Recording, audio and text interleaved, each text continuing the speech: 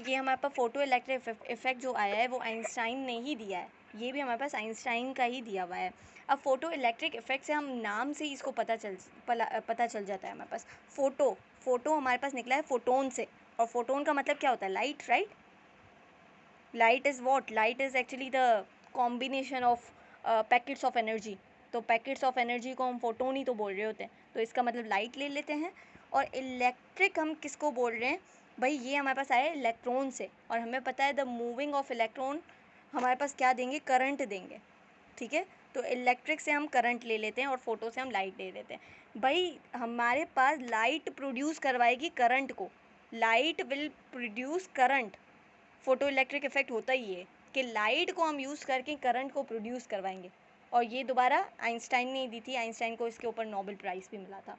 तो अगर हम एक चीज़ बात करें, एक स्टार्ट लें, तो हम वेव से स्टार्ट लेते हैं, ठीक है? वेव्स, क्योंकि हमारे पास आगे चल के बहुत माने वाला था कि लाइट इज़ अ पार्टिकल। पहले हमें ये बोला था कि लाइट इज़ अ वेव, एक लाइट है ना जो वेव है। फिर हमने बोला था कि लाइट जो है ना वो वेव नहीं है, वो एक्चुअली वेव जो है ना वो पार्टिकल से मिलके बनी हुई है, और वो उन पार्टिकल्स को ही हमने फोटोन्स का नाम दिया, पैकेट्स ऑफ एनर्जी का नाम दिया। तो ये बहुत ज़्यादा बड़ी कॉन्फ्लिक्ट है कि लाइट वेव है, पार्टिकल्स है, ये हमें आगे चल के आने वाले पता चलेगा। अब भाई अगर मैं वेव की बात करूँ, वेव हमारे पास दो टाइप्स की होती हैं। एक अगर मैं विथ रिस्पेक्ट टू मीडियम बात करूँ, विथ रिस्पेक्ट टू मीडियम, तो हमारे पास दो वेव्स हैं। मतलब वो वेव्स जो कि मीडियम को रिक्वायर नहीं करती, और वो वेव्स जो कि मीडियम को रिक्वायर करती हैं। तो एक वेव है हमारे पास इलेक्ट्रोमैग्नेटिक वेव। इलेक्ट्रोमैग्नेटिक वेव को मीडियम नहीं चाहिए होता मूव करने के लिए, राइट? इलेक्ट्रोमैग्नेटिक वेव को मीडियम नहीं चाहिए होता। अभी मैं बढ़ाऊँगी कि इलेक्ट्रोमैग्नेटिक वेव्स एक्चुअली होती क्या है। अब वो वेव्स जिनको मीडियम चाहिए होता है मूव करने के लिए, those are actually mechanical waves. ये हमने पहले पढ़ा हुआ है, राइट? फर्स्ट ईयर में मैकेनिकल वेव्स। और मैकेनिकल वेव्स में क्या क्या आ जाती हैं? Sound waves. साउंड को ट्रैवल करने के लिए एयर चाहिए होती है, राइट? वाटर वेव्स, अभी वाटर से तो नाम से ही पता चल रहा है कि इसको रिक्वायर्ड है मीडियम, वाटर में ही मूव करेंगी, ठीक है? ये है विथ रिस्पेक्ट टू मीडियम। अगर मीडियम नहीं रिक्वायर तो इलेक्ट्रोमैग्नेटिक वेव, अगर मीडियम रिक्वायर है तो मैकेनिकल वेव। फिर एक होती हैं दूसरी type of wave with respect to direction, कि किस डायरेक्शन में मूव कर रही हैं, ठीक है? किस डायरेक्शन में मूव कर रही हैं। अब भाई वो भी होती हैं दो टाइप की। एक होती है परपेंडिकुलर, वो वेव जो कि परपेंडिकुलर प्रोपोगेट करती हैं, परपेंडिकुलर, राइट? और उन्हीं वेव को हम क्या बोल रहे होते हैं? Transversal wave. जो कि परपेंडिकुलर मूव करेंगे उनको हम क्या कहते हैं? Transversal wave. मतलब ये वेव है और ये हमारे पास परपेंडिकुलर मूव करेगी, और अगर दूसरी बात करें तो दूसरी इसकी डायरेक्शन वेव की आती है हमारे पास एग्जांपल लॉन्गिट्यूडनल वेव की। लॉन्गिट्यूडनल वेव जो कि पैरेलल मूव करें, जो कि परपेंडिकुलर मूव करें वो ट्रांसवर्सल वेव, जो कि लॉन्गिट्यूडनल मूव करें वो है पैरेलल। मतलब जो पैरेलल मूव करें वो है लॉन्गिट्यूडनल। ऐसे मूव करें, जैसे कि साउंड ऐसे से मूव करता है ना, पैरेलल मूव करता है, तो साउंड की waves are actually longitudinal waves. तो ये तो हमारे पास सिंपल था इंट्रोडक्शन टू द वेव्स। अब भाई इलेक्ट्रोमैग्नेटिक वेव क्या है? इलेक्ट्रोमैग्नेटिक हम पढ़ते हैं spectrum, electromagnetic spectrum.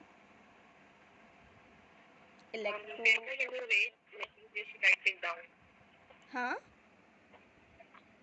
you just move your screen a bit upward so that I can just have a review of the picture. ठीक है?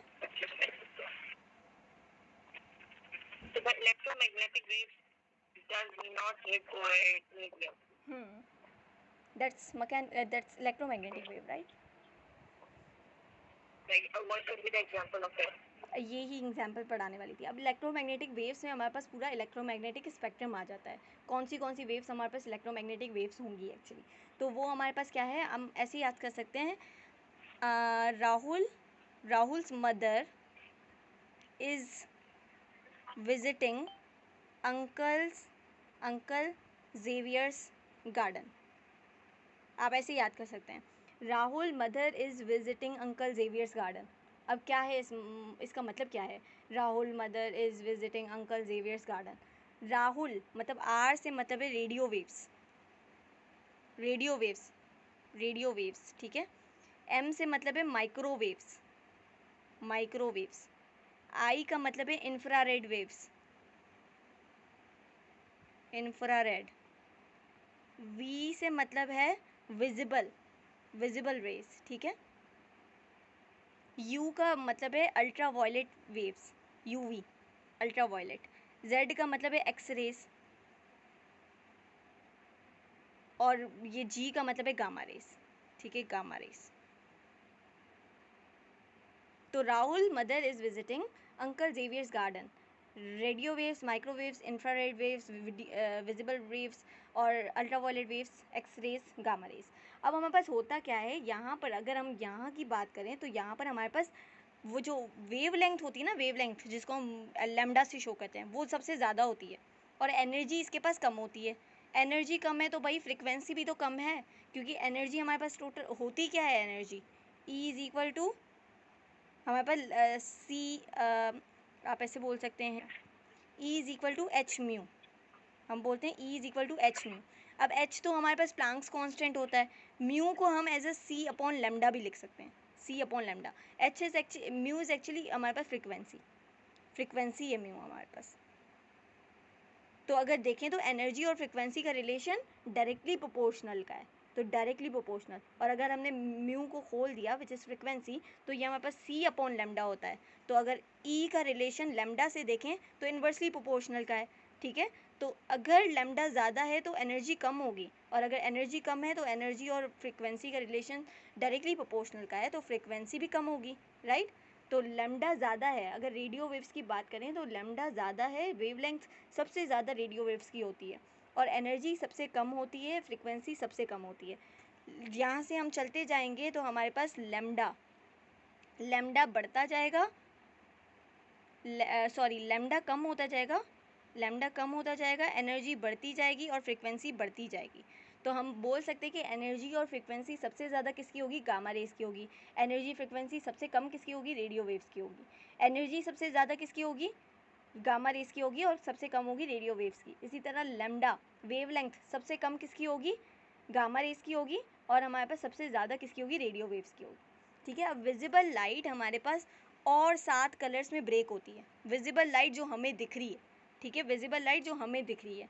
तो भाई इसको आप याद कैसे कर सकते हो, विबग्योर, विबग्योर हम ऐसे याद करते हैं, विबग्योर, या रॉय बिब भी हम लिख सकते हैं ना।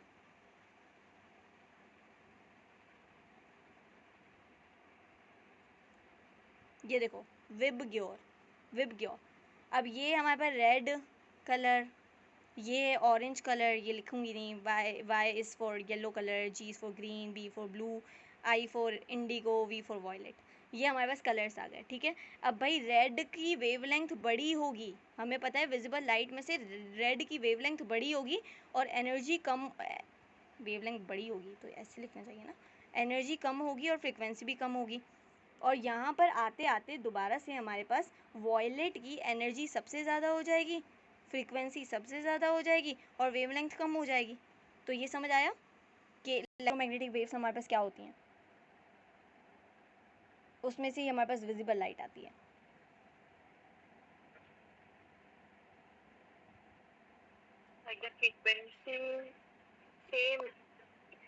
फ्रीक्वेंसी और एनर्जी का रिलेशन सेम होता है, because energy is directly proportional to frequency. E is equal to H mu, where mu is the frequency, which can be written as C upon lambda. तो लेमडा और energy का relation inversely proportional हो गया। Planck's constant की value हमारे पास क्या होती है भाई, प्लांक्स कांस्टेंट की वैल्यू हमारे पास होती है h इज़ इक्वल टू 6.625, या आप 6.6 भी लिख सकते हो, into 10⁻⁻34 joule second, -34 joule second. बोलते हैं कि इसकी डायमेंशन किससे सेम करती है, ये इसका यूनिट किससे सेम करता है, इसकी डायमेंशन सेम होती है एंगुलर मोमेंटम से, एंगुलर मोमेंटम से, और किससे सेम होती है, डिराक कांस्टेंट से, डिराक कांस्टेंट से, डिराक कांस्टेंट। क्योंकि डिराक कांस्टेंट हमारे पास एक्चुअली होता क्या है, h/2π। तो भाई 2π इज़ द न्यूमेरिकल कांस्टेंट, तो डायमेंशन इसकी h के इक्वल होगी, ठीक है। यहाँ पर एंगुलर मोमेंटम हमारे पास क्या होता है, mvr। तो यहाँ पर भी आप फॉर्मूला ड्राइव करोगे तो जूल सेकेंड ही आने वाला है। तो the dimension of Planck constant is same as angular momentum and Dirac constant, और h की value is 6.6 625 into 10⁻⁻34 joule second. कितनी छोटी वैल्यू है, -34 में पावर आ रही है। Is it clear? Yeah, let me write it down. Hmm. What we did is, like it was clear. Right.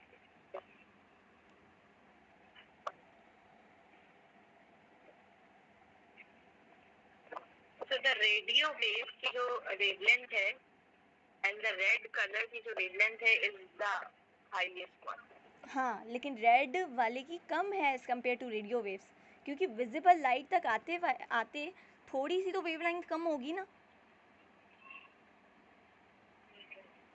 देखो, radio wave से फिर माइक्रोवेव से, फिर उसके बाद इंफ्रारेड वेव से, फिर विजिबल वेव से। तो भाई यहाँ पर आते आते मैंने क्या बोला कि वेवलेंथ कम होगी, ठीक है। तो भाई विजिबल लाइट तक आते आते थोड़ी सी तो वेवलेंथ कम होगी, तो विजिबल लाइट में ही तो रेड लाइट आ रही है। तो भाई रेडियो वेव्स की सबसे ज़्यादा है, रेड की वेव्स की कम है। लेकिन विजिबल लाइट में अगर देखा जाए, विजिबल लाइट के स्पेक्ट्रम में, तो सबसे ज़्यादा किस कलर की वेवलेंथ है? रेड कलर की वेवलेंथ है। Okay.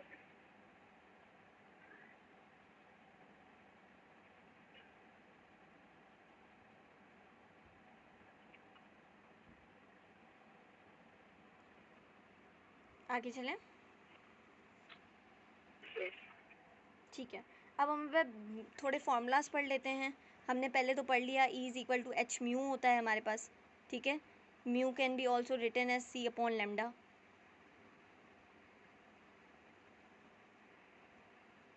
तो अगर मैं एक एनर्जी की दूसरी वो बनाऊं, तो हमारे पास क्या मिलेगा? E is equal to H C by lambda, H C by lambda. But you told E is equal to mc square. MC वो मास एनर्जी रिलेशन है। यहाँ पर हम एनर्जी फाइंड कर रहे हैं ऑफ द इलेक्ट्रोमैग्नेटिक वेव्स। तो electromagnetic waves की स्पीड क्या होती है? सब इलेक्ट्रोमैग्नेटिक वेव्स की लाइट के बराबर होगी ना। C is equal to 3 into 10⁸। Yeah. तो यहाँ पर हम एनर्जी बात कर रहे हैं इलेक्ट्रोमैग्नेटिक वेव्स की, वहाँ पर हम एनर्जी मास रिलेशन की बात कर रहे थे कि एक पार्टिकल, एक मैटर एनर्जी में कन्वर्ट हो सकता है और एक एनर्जी मैटर में कन्वर्ट हो सकती है। एनर्जी मास में भी कन्वर्ट हो सकती है, मास एनर्जी में भी कन्वर्ट हो सकता है। That is mass energy relationship given by Einstein, E is equal to mc square.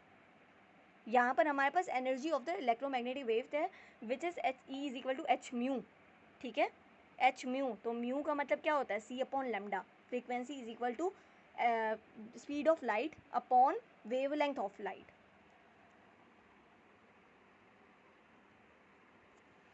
भाई स्पीड ऑफ वेव हम कैसे निकाल सकते हैं? स्पीड ऑफ वेव हम कैसे निकाल सकते हैं, उसका भी एक फॉर्मूला है, वो है v is equal to F lambda. v is equal to F lambda. अभी f यहाँ पर क्या है? हमारे पास दोबारा फ्रिक्वेंसी है, लेमडा हमारे पास क्या है? वेवलेंथ है। तो v is equal to F lambda से हमें स्पीड ऑफ इलेक्ट्रोमैग्नेटिक वेव मिल जाएगी।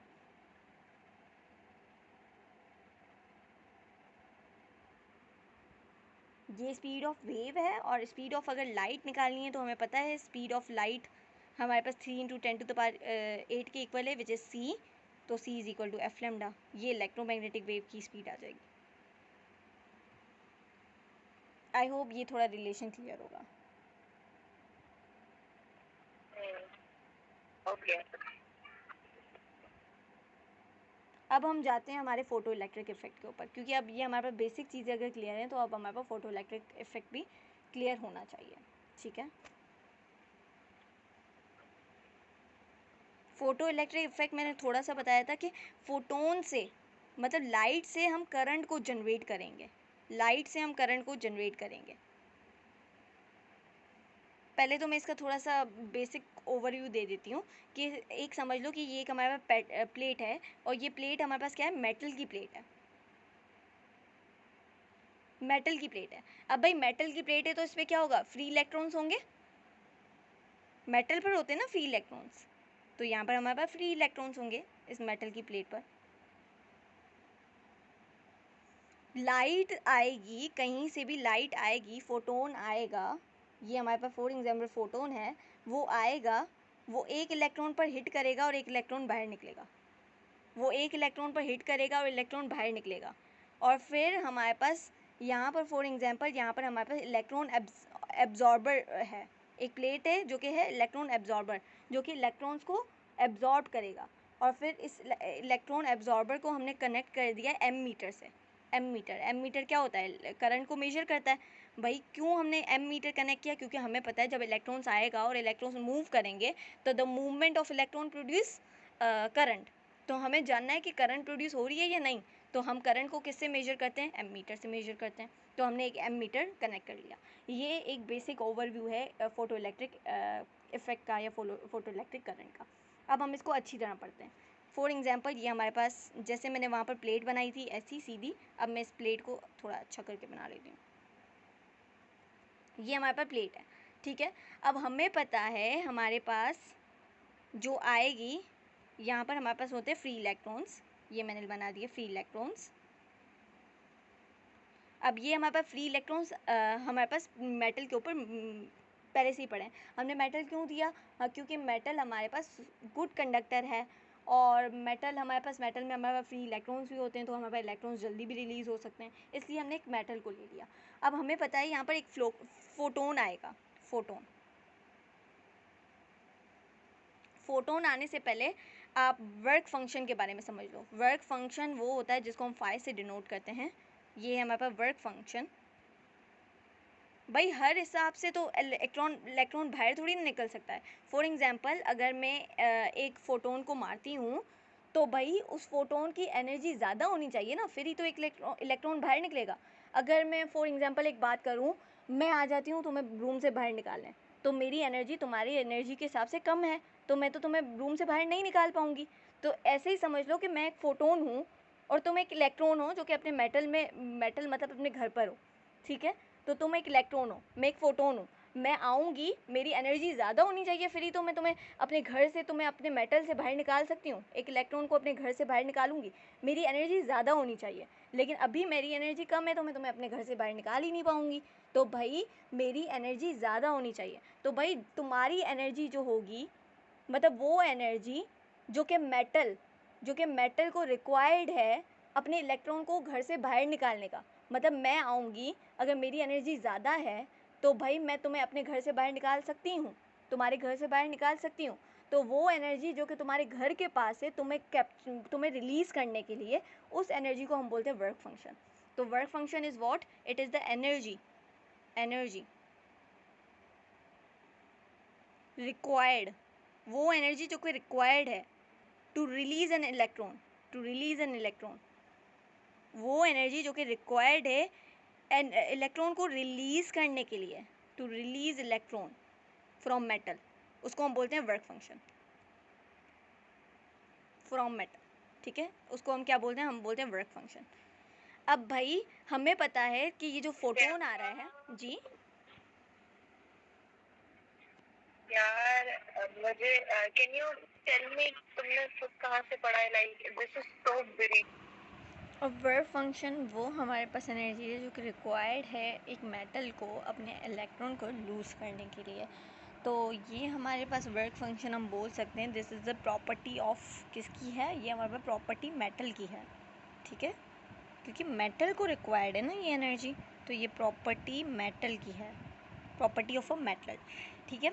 अब भाई अगर हमें ये हमारे पास माना जाता है कि अगर हमारे पास हमें फ़ोटो इलेक्ट्रिक करवाना है इफ़ेक्ट, तो हमारे पास ये जो एनर्जी है, इसकी एनर्जी जो एच म्यू है, ये हमारे पास किसने दी थी, प्लांक्स की हमारे पास ये इक्वेशन है एनर्जी की। क्योंकि पहले प्लांक मानता था कि हमारे पास जो लाइट है वो हमारे पास पार्टिकल है, वो हमारे पास वेव है, सॉरी। तो अगर वेव है तो उसके लिए हमारे पास एनर्जी की इक्वेशन दी गई E is equal to H lambda. लेकिन फिर हमने जब यहाँ पर फोटो इलेक्ट्रिक इफेक्ट करवाया, हमें पता चला कि light is not the wave, it is a particle, it has a dual nature, ठीक है। तो यहाँ पर हमारे पास E is equal to H mu. अब ये जो वर्क फंक्शन है इसको हम लिख सकते हैं, ये भी तो हमारे पास एनर्जी है, ठीक है, energy required by the metal to remove its electron. तो यहाँ पर ये हम शो करते हैं हमारे पास फाई नॉट से, which is a work function, ये हमारे पास इक्वल होगा एच और म्यू नॉट, जहाँ पर mu naught is the threshold frequency. ठीक है, ये हमारे पास क्या कहलाएगी, ये हमारे पास कहलाएगी थ्रेशोल्ड फ्रिक्वेंसी। तो ये हमारे पास हो गई थ्रेशोल्ड फ्रिक्वेंसी।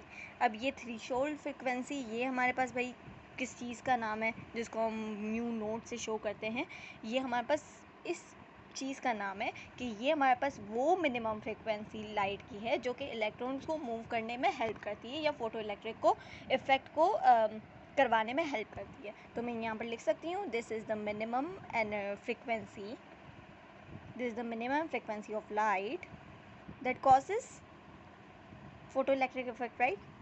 ये तो बहुत ईजी है, that causes photo electric effect, photo electric effect. ठीक है,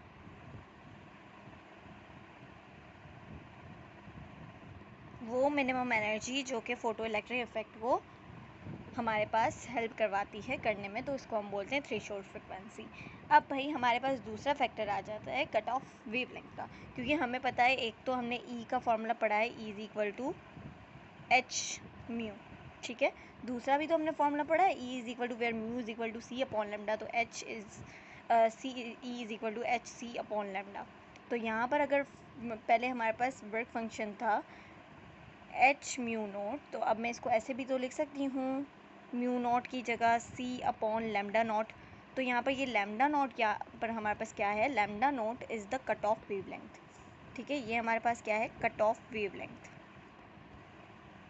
कट ऑफ वेवलेंथ,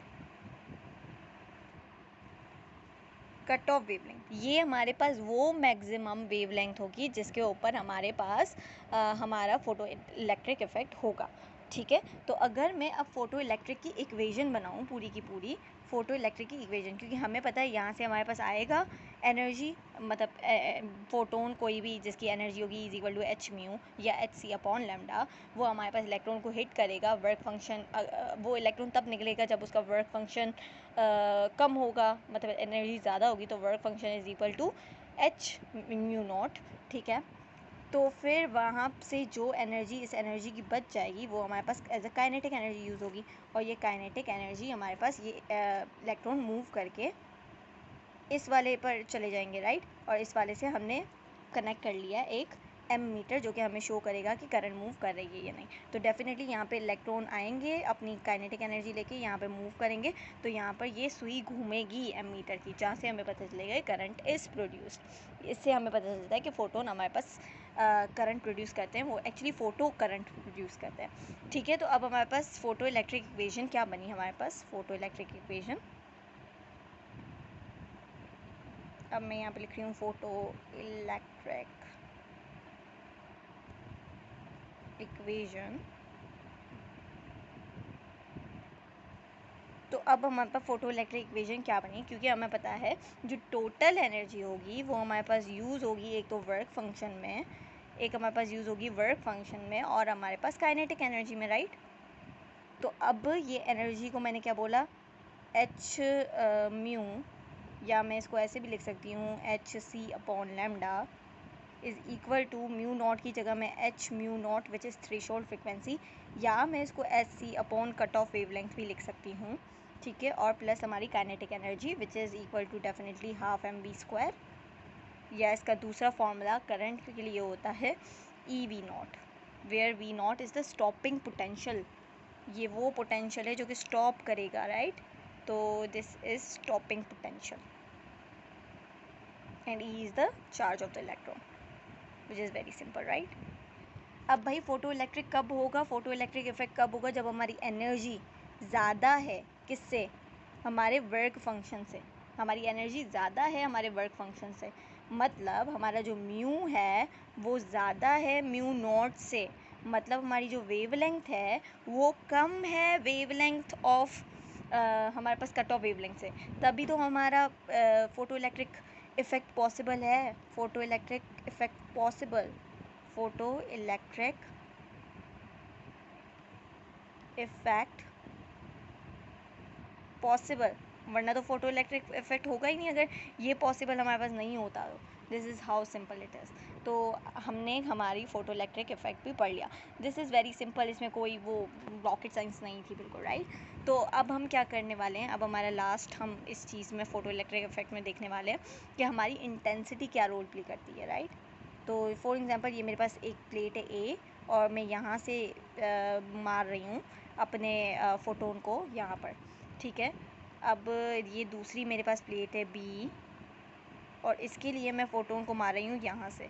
तो भाई किस में फ़ोटो इलेक्ट्रिक इफ़ेक्ट पॉसिबल है, ये हमारे पास फ़ोटो इमिसिव सरफेस है, फ़ोटो इमिसिव सरफेस, PES लिख लेती हूँ, फ़ोटो इमिसिव सरफेस, ठीक है। अब किस में भाई, अगर मैं बोलूँ कि हमारे पास फ़ोटो इलेक्ट्रिक हमारे पास इफ़ेक्ट पॉसिबल होगा, क्योंकि हमें पता है इंटेंसिटी, हमारे पास इंटेंसिटी किसके बराबर होती है, हमारे पास इंटेंसिटी हमारे पास बराबर होती है, ये डायरेक्टली प्रोपोर्शनल होती है हाफ तो नहीं 1/d² के, मतलब जितना डिस्टेंस ज़्यादा होगा उतनी इंटेंसिटी कम होगी। तो यहाँ पर देखें डिस्टेंस ज़्यादा है, इंटेंसिटी कम है, मतलब photo electric effect not possible here. यहाँ पर देखा जाए तो डिस्टेंस कम है और इंटेंसिटी ज़्यादा होगी यहाँ पर हमारे पास, तो photo electric effect possible, right. हाय मतलब हाँ होगी यहाँ पर। अब हमारे पास क्या है, अब हम एक रिलेशन पढ़ लेते हैं कि अगर हमारे पास इंटेंसिटी ज़्यादा है तो मतलब हमारे पास नंबर ऑफ़ फोटोन्स भी तो ज़्यादा सरफेस पर हिट करेंगे, फ़ोटो इलेक्ट्रिक इमिसिव सरफेस पर, तो नंबर ऑफ़ फोटोन्स या फ़ोटो इलेक्ट्रॉन्स ज़्यादा होंगे, राइट, जिससे हमारे पास फ़ोटो करंट भी ज़्यादा बनेगा, राइट। हम इसको फ़ोटो करंट क्यों बन रहे हैं, क्योंकि फ़ोटोन से बन रही है ये करंट, तो फ़ोटो करंट भी ज़्यादा होगा हमारे पास। This is how simple it is. और इसमें आई गेस अभी कोई रॉकेट साइंस नहीं है, और यहाँ पर हमने अपना फ़ोटो इलेक्ट्रिक करंट पूरा कंप्लीट कर लिया, राइट। तो यहाँ पर आपको याद करने की चीज़ क्या है कि आपको अपना वर्क फंक्शन याद करना है, which is equal to h mu naught या hc/λ0। और यहाँ पर आपको ये फ़ोटो इलेक्ट्रिक इक्वेशन बहुत अच्छी तरह याद करनी चाहिए, is equal to work function plus kinetic energy, जहाँ पर h mu is equal to h mu naught plus EV0, और अगर आप बोल सकते हो hc/λ is equal to hc/λ0 plus EV0। तो ये हमारे पास पूरा याद करने की ज़रूरत पड़ेगी।